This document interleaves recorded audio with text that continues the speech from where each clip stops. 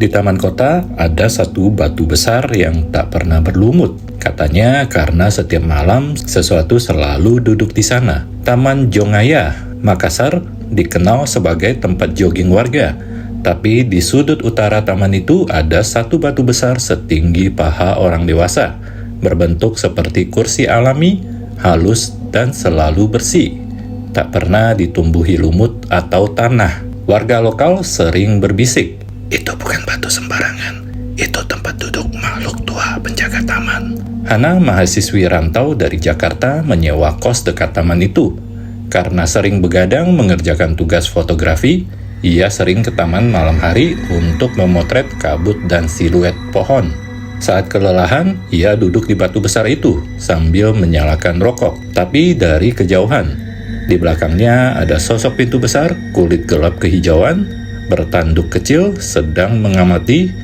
Sosok itu tidak bergerak, hanya menatap dan tersenyum. Keesokan harinya, Hana menemukan bekas sidik jari besar di bagian belakang bajunya. Ukurannya lebih besar dari tangan manusia. Saat mengedit foto hasil jepretannya, Hana melihat satu foto aneh. Ia tak ingat pernah memotret itu. Di dalam gambar tersebut, terlihat batu besar yang kosong, tapi di baliknya bayangan makhluk setinggi 2 meter tampak sedang duduk. Padahal tak terlihat saat difoto. Hana panik dan menceritakan semuanya ke temannya, Arul, warga asli Makassar. Arul terdiam sejenak, lalu berkata, "Dari dulu sudah dilarang duduk di batu itu. Orang-orang kampung sebut itu kursi Patingaloang, tempat makhluk penjaga taman yang dulunya bekas tanah adat. Kalau tempatnya diambil, dia akan mengambil balik." Mulai malam ketiga, Hana merasa selalu ada yang mengikuti. Lampu kamar sering padam sendiri, suara berat seperti dengusan terdengar di sudut ruangan. Bahkan tetangga kos sempat melihat bayangan tinggi besar di kamar Hana saat jendela terbuka. Hana mencoba pergi ke pantai Losari untuk menjauh, tapi tetap merasa diikuti.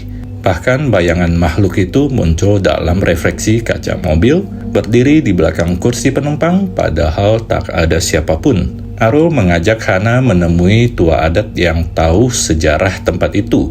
Dukun tersebut berkata, "Makhluk itu tak bisa diusir. Ia hanya bisa diberi kembali tempatnya. Kau harus meminta maaf dan mengosongkan tempat duduknya sendiri." Mereka kembali ke taman pada tengah malam. Hana membawa sesajen dan dupa, lalu berlutut di depan batu meminta maaf dan menyentuhkan kening ke permukaan batu. Angin kencang berhembus meski malam tenang. Suara berat terdengar, "Jangan ambil tempatku lagi." Lalu semuanya sunyi. Sejak malam itu Hana tidak pernah diganggu lagi.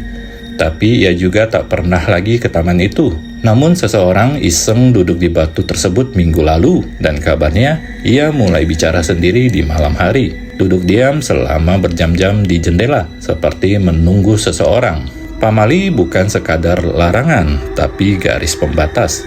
Dan siapapun yang melanggar harus siap kehilangan tempat duduknya di dunia ini.